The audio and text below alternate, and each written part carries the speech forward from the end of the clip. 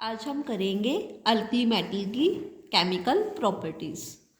सबसे पहली प्रॉपर्टी है रिएक्टिविटी टुवार्ड्स ऑक्सीजन, कि जो अल्कली मेटल हैं जब ऑक्सीजन के साथ मिलके क्या बनाते हैं। ठीक है, when alkali metal heated in excess of air या oxygen they form different type of oxide depending upon the nature of metal. कि क्या होता है कि जब अल्कली मेटल ना ऑक्सीजन के साथ रिएक्ट करते हैं, ऑक्सीजन या फिर हम उसको क्या कह सकते हैं एयर के साथ, तो वो अलग अलग क्या करते हैं, डिफरेंट डिफरेंट ऑक्साइड्स बनाते हैं। वो किस पे डिपेंड करेगा जो ऑक्साइड्स है, कि मेटल नेचर क्या है, मेटल का कैसा नेचर है। अब देखो नीचे जा हमने कहा था नीचे जाते जाते क्या होता है, साइज इंक्रीज होता है, ये हम पहले कर चुके हैं। अब लिथियम है, उसका क्या है, स्मॉलेस्ट साइज है। ठीक है, तो अब स्मॉलेस्ट साइज है तो वो क्या करेगा, सिंपल ऑक्सीजन के साथ क्या बना देगा, लिथियम मोनोऑक्साइड या फिर लिथियम परऑक्साइड भी इसी को बोलते हैं। ठीक है, अब देखो उसका थोड़ा सा बड़ा हो जाता है सोडियम का, किससे, लिथियम से, तो ये क्या बना देता है, सोडियम परऑक्साइड। ठीक है, तो क्या बनेगा, Na+O2 and Na2O2, sodium peroxide. ठीक है, Na+O2 Na2O2। ठीक है, यहाँ पे गलती हो गई है, यहाँ पे क्या है कि लिथियम मोनोऑक्साइड बनता है, कुछ ही अमाउंट क्या बना पाता है, स्मॉल अमाउंट में बनता है, ये small amount of lithium peroxide, मतलब ये बहुत कम चांसेस है कि जो परऑक्साइड बनाएगा। सिंपल जो सोडियम होता है वो बनाता है परऑक्साइड, और जो लिथियम होता है वो क्या बनाता है, मोनोऑक्साइड। ये आप चाहे स्किप भी कर सकते हो कि लिथियम क्या बनाएगा, मोनोऑक्साइड, और सोडियम क्या बनाएगा, परऑक्साइड। ठीक है, अब जो बाकी रह गए उनका साइज थोड़ा सा सोडियम से क्या होता है, बड़ा होता है, जैसे KRBCS, ठीक है, पोटाशियम वगैरह, तो वो क्या बनाते हैं, सुपर ऑक्साइड। क्या बनाएंगे, सुपर ऑक्साइड। अब देखो इनमें डिफरेंस कि ऑक्साइड क्या होते हैं, परऑक्साइड क्या होते हैं, और सुपर ऑक्साइड क्या होते हैं। ये होता है ऑक्साइड, O22 नेगेटिव को परऑक्साइड, O2 नेगेटिव होता है उसको क्या बोलते हैं, सुपर ऑक्साइड। अब देखो अब बनते कैसे हैं वो भी मैं बता देती हूँ आपको। जैसे लिथियम क्या बनाता है, मोनोऑक्साइड, तो ये रहा ऑक्साइड। अब देखो लिथियम के ऊपर कितना चार्ज होता है, +1, और इसके तो हमने देख लिया, इसका क्या होगा, 2 नेगेटिव। अब हम क्या करते हैं, क्रॉस मल्टीप्लाई, तो Li के क्या साथ आ जाता है 2, और ऑक्सीजन अकेला रह जाता है। ठीक है, अब देखो जैसे हमें परऑक्साइड बनाना है तो किसके साथ बनाता है, सोडियम के साथ परऑक्साइड बनाएगा, तो उसका क्या होता है 2। इस पे चार्ज कितना है, 2 नेगेटिव, और इस पे क्या होता है +1। इसको क्रॉस मल्टीप्लाई करोगे तो क्या आ जाएगा, Na2O2। ये क्या बन गया, सोडियम परऑक्साइड। ऐसे हम सुपर ऑक्साइड के साथ कर सकते हैं। ठीक है, अब मैंने बिल्कुल इजी वे बता दिया कि आप बस ये याद करो कि ऑक्साइड क्या होता है, परऑक्साइड क्या होता है, सुपर ऑक्साइड क्या होता है, फिर ऐसे करो रिएक्शन अपने आप हो जाएगी। ठीक है, अब नेक्स्ट हमारे पास जो प्रॉपर्टी है वो है रिएक्टिविटी एंड इलेक्ट्रोड पोटेंशियल। ठीक है, रिएक्टिविटी के बारे में बताएंगे कि किसकी रिएक्टिविटी कितनी होती है, और इलेक्ट्रोड पोटेंशियल। देखो रिड्यूसिंग करैक्टर, पहले तो हमें पता होना चाहिए रिड्यूसिंग करैक्टर क्या होता है। अब हमने कहा था कि क्या होता है, जो अल्कली मेटल होते हैं वो एक इलेक्ट्रॉन लूज करते हैं, एक इलेक्ट्रॉन लूज करते हैं, तो वो क्या होता है, जो लूज करते हैं उसको क्या बोलते हैं, ऑक्सीडेशन। किस स्टेट में जा रहे हैं, ऑक्सीडेशन स्टेट में। जो भी ऑक्सीडेशन करेंगे हम उसको क्या बोलते हैं, रिड्यूसिंग एजेंट। ठीक है, उसको बोलते हैं रिड्यूसिंग एजेंट।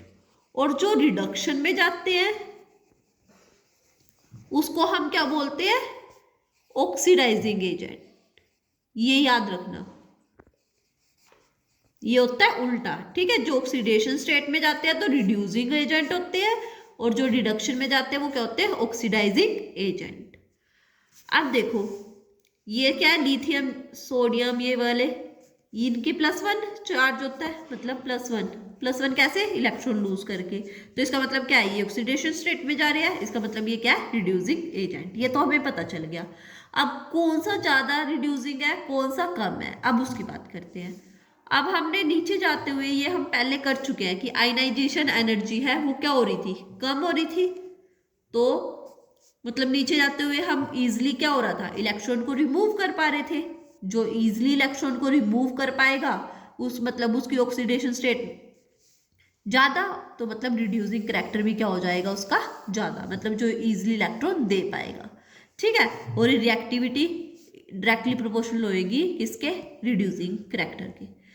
तो इसकी वजह से जो इजीली इलेक्ट्रॉन दे पा रहा है तो इसकी रिएक्टिविटी भी क्या हो जाएगी, ज़्यादा। इसकी वजह से जो सीजियम और एफआर इनकी सबसे ज़्यादा होती है और लिथियम की क्या होती है, सबसे कम। अब देखो ये दो केस है, एक है गैसियस स्टेट का और एक है एक्वस सॉल्यूशन का।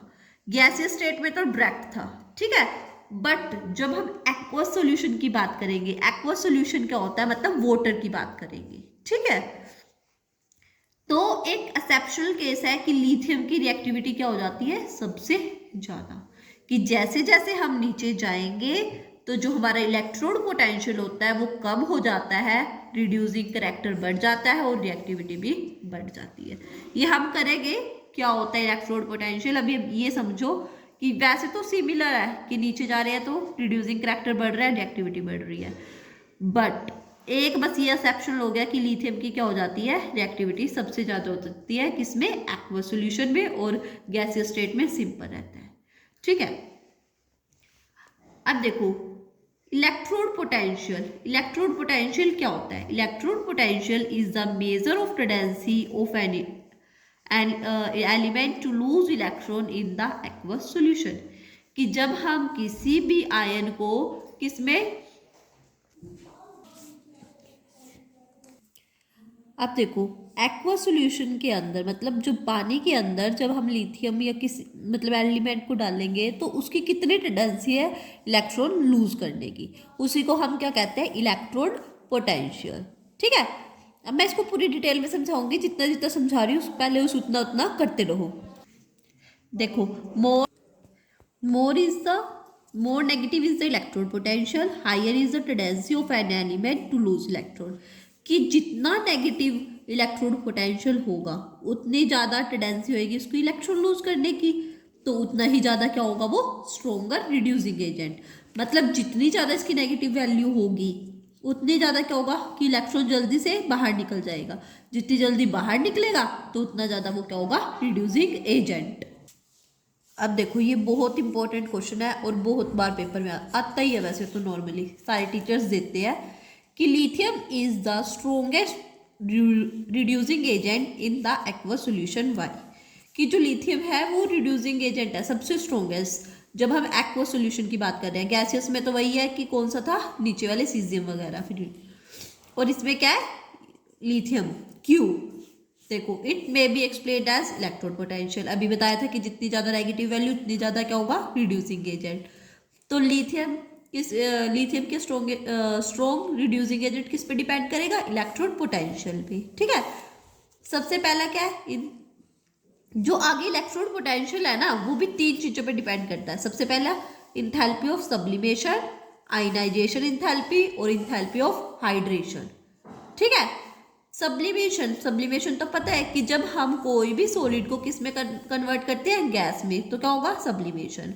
आयनाइजेशन क्या होता है कि जब हम गैसेस को आयनाइजेशन एनर्जी हमने पहले भी की थी कि जो लिथियम होता है उसकी आयनाइजेशन एनर्जी क्या होती है, कम की, कितनी टेंडेंसी है उसको इलेक्ट्रॉन लूज करने की। ठीक है, तो सब जो आयनाइजेशन एनर्जी होती है वो बहुत ज़्यादा हाई होती है, हम पहले डिस्कस कर चुके हैं।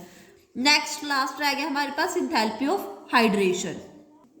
Enthalpy of hydration, enthalpy of hydration का मतलब है कि जब हम इसको लिथियम को क्या करेंगे, आयन को पानी में डालेंगे तो कितनी एनर्जी का लूज हो रहा है। ठीक है, उसको हम क्या कहेंगे, इंथैल्पी ऑफ हाइड्रेशन, मतलब कितनी जल्दी वो इलेक्ट्रॉन को लूज कर पा रहा है। अब मान लो जैसे कि ये लिथियम आयन है, अब इसका तो स्मॉलेस्ट साइज होता है, इसके बाहर क्या लगे हुए हैं, यहाँ पे वाटर। ठीक है, तो अब ये क्या करेगा, जल्दी जल्दी से इलेक्ट्रॉन लूज कर देगा। अब देखो sublimation enthalpy of metal is almost similar, कि जितने भी अल्कली मेटल होते हैं चाहे वो सोडियम हो लिथियम हो, वो तो सब्लिमेशन एनर्जी तो क्या होती है, सबकी सेम होती है। ये तो पॉइंट कट गया। ठीक है, अब रह गए हमारे पास ये दो पॉइंट। अब दो पॉइंट में देखो, लिथियम है smallest size, so enthalpy of hydration is highest, कि वो स्मॉलेस्ट साइज की वजह से जो इंथैल्पी ऑफ हाइड्रेशन होती है वो क्या हो जाती है, बहुत ज़्यादा हो जाती है। ठीक है, और ionization of lithium is highest among alkali metal, कि जो आयनाइजेशन इंथैल्पी होती है लिथियम की, वो भी क्या होती है, बहुत ज़्यादा हाई होती है। ये हम पहले ये भी कर चुके हैं, ठीक है। आप देखो which is compensated by the large hydration enthalpy released in step third. कि देखो आयनाइजेशन एनर्जी भी ज़्यादा होगी, इंथैल्पी भी ज़्यादा होगी, और इंथैल्पी ऑफ हाइड्रेशन भी क्या होगी, ज़्यादा होगी, ठीक है। अब ये दोनों ज़्यादा होगी तो ये क्या होगा, ये दोनों आपस में कंपनसेट कर लेंगे। कंपनसेट कर लेंगे तो जिसकी वजह से जो इलेक्ट्रोड पोटेंशियल होता है वो हमारे पास बहुत ज़्यादा नेगेटिव आ जाता है। नेगेटिव आ जाता है तो क्या हो जाएगा, ये रिड्यूसिंग एजेंट हो जाएगा, ठीक है। मतलब बाकियों से सबसे स्ट्रोंगेस्ट क्या हो जाएगा, रिड्यूसिंग एजेंट, ठीक है। नेक्स्ट हमारे पास है रिएक्टिविटी टुवार्ड्स वाटर, ठीक है। अब हम क्या करेंगे, जो अल्कली मेटल है उसकी किसके साथ रिएक्शन करेंगे, वाटर के साथ।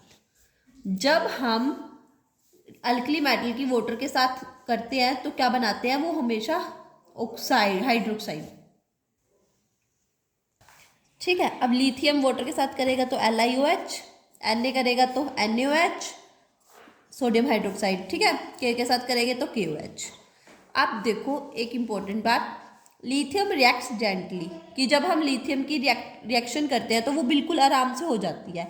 बट अगर हम सॉलिड की करें तो सॉलिड के केस में क्या होता है कि वो भी हो तो जाती है पर जेंटली नहीं होती, उसमें एकदम क्या होती है, रिएक्शन होती है। और कई बार तो ऐसा होता है कि फायर, मतलब थोड़ी सी जब वाटर में गिरा तो फायर भी कैच कर लेती है। और पोटाशियम तो हमेशा क्या करता है कि मेल्ट तो हो जाता है और हमेशा क्या करता है, फायर कैच करता है। मतलब थोड़ा सा भी आप वाटर में डालोगे तो हमेशा फायर कैच कर लेगा, कौन, पोटाशियम। और जो सोडियम होता है वो क्या करता है, करता तो है बट कभी कभी करता है, ठीक है। और लिथियम तो बिल्कुल करता ही नहीं है, वो तो बिल्कुल जेंटली हो जाती है, ठीक है। अब एक इसमें केस है कि lithium is the less reactive towards water, कि लिथियम है वो मतलब रिएक्टिविटी अपनी शो करता है वाटर के साथ बिल्कुल कम, कई बार तो करता ही नहीं, क्यों। ये देखो इसका ये भी इंपॉर्टेंट क्वेश्चन है, ये इंपॉर्टेंट क्वेश्चन है हर एक उसमें। Cause for low reactivity of lithium, कि क्या कोज है लिथियम की कम रिएक्टिविटी का। The low reactivity of lithium में बी एक्सप्लेन्ड एज फॉलोज, कि भाई जो लिथियम की कम रिएक्टिविटी है वो उसके हम किस पे डिपेंड करता है, गिव्स फ्री एनर्जी पे। ये गिव्स फ्री एनर्जी होता है डेल्टा जी नॉट, ये आप +2 में करोगे। इसका फॉर्मूला होता है -NF(E0), मतलब E0 होता है इलेक्ट्रोड पोटेंशियल, जो हम पहले बात कर चुके हैं। N क्या होता है कि नंबर ऑफ इलेक्ट्रॉन्स, F क्या होता है फ्राइडे कांस्टेंट, ये कांस्टेंट है, ठीक है। आप देखो हमने पीछे बात की थी कि जो लिथियम होता है उसका इलेक्ट्रोड पोटेंशियल क्या होता है, बहुत ज़्यादा नेगेटिव। अब देखो नेगेटिव होगा और ये भी नेगेटिव है तो डेल्टा जी इसके कारण क्या आ जाएगा, positive. Electrode potential negative, so delta G become positive. अगर डेल्टा जी पॉजिटिव आ जाता है तो कोई भी रिएक्शन नहीं होती, सो द रिएक्शन कांट अकर। इसी कारण जो लिथियम होता है उसकी रिएक्टिविटी क्या होती है, बहुत कम होती है, किसके टुवार्ड्स, वाटर के, ठीक है। अब नेक्स्ट प्रॉपर्टी है रिएक्टिविटी टुवार्ड्स हाइड्रोजन, कि हाइड्रोजन के साथ जब हम रिएक्टिविटी करते हैं अल्कली मेटल की तो क्या होता है, all the alkali metal react with hydrogen to form colourless crystalline ionic hydrogen. आप देखो जितने भी अल्कली मेटल होते हैं वो क्या होते हैं, शाइनिंग नेचर होता है उनका, ठीक है। पर जब हम उसकी हाइड्रोजन के साथ रिएक्शन कर देते हैं तो वो क्या हो जाते हैं, कलरलेस हो जाती है, ठीक है। तो देखो जैसे कोई भी हमने ये कह लिया मेटल, अल्कली मेटल कोई भी ले सकते हो, के ये मैं आपके आगे एग्जांपल के साथ कराऊंगी। फिर हम उसकी किसके साथ रिएक्शन कर रहे हैं, हाइड्रोजन के साथ, तो क्या बन रहा है 2M पॉजिटिव H नेगेटिव। अब ये देखो जैसे Li लिया H2 लिया तो क्या हो गया LiH, Na लिया H2 लिया NaH, ठीक है। अब आपने एक चीज नोटिस करी होगी, जो लिथियम है उसको हमें काफी टेम्परेचर देना पड़ रहा है, बाकी केसेस में हम 673 केल्विन दे रहे हैं, क्यों। हर एक चीज जो केमिस्ट्री है ना उसके पीछे क्यों लगा के फिर करा करो, ताकि आपको मतलब उसकी नॉलेज हो। इंटरेस्ट लेके पढ़ोगे उतनी जल्दी कंसेप्ट क्लियर होंगे। अब देखो जैसे जैसे हम डाउन द ग्रुप जा रहे हैं तो क्या होगा, रिएक्टिविटी इंक्रीज कर रही है, ये तो हमने पहले पढ़ लिया था। तो लिथियम की क्या थी, सबसे कम स्मॉलेस्ट रिएक्टिव एलिमेंट था, तो इसकी वजह से कम रिएक्टिविटी की वजह से हमें इसको क्या देना पड़ता है, थोड़ा सा टेम्परेचर ज़्यादा देना पड़ता है, ठीक है। और बाकी जो Na है, Ka है और रुबीडियम, सीजियम, इनके सब के लिए टेम्परेचर सेम होता है, वो होता है 673। ठीक है। नेक्स्ट है हमारे पास रिएक्टिविटी टुवार्ड्स हैलोजेंस, कि हैलोजन के केस में क्या होता है कि जब अल्कली मेटल रिएक्ट करते हैं हैलोजन के साथ तो क्या बना देते हैं, आयनिक मेटल हैलाइड बना देते हैं। ठीक है, जिसका फॉर्मूला होता है M positive X negative. M मतलब मेटल, X मतलब हैलाइड्स। ठीक है, जैसे chlorine, bromine, iodine. Where M stand for metal, वही लिखा हुआ है X स्टैंड फॉर हैलोजन। जब देखो मान लो M कोई भी मेटल लिया, उसकी हैलोजन के साथ रिएक्शन कराओगे तो M पॉजिटिव X नेगेटिव बनेगा। जैसे Li(X2) तो क्या बन गया 2Lix। ऐसे ही Na के साथ कर सकते हो, Na प्लस X2 तो क्या बन जाएगा 2NaX। ये थी हमारी सारी केमिकल प्रॉपर्टीज। आई होप आपको सारी केमिकल प्रॉपर्टीज समझ आई होंगी। फिर भी अगर आपको कोई डाउट हो तो नीचे कमेंट बॉक्स में कमेंट कर देना। Thank you.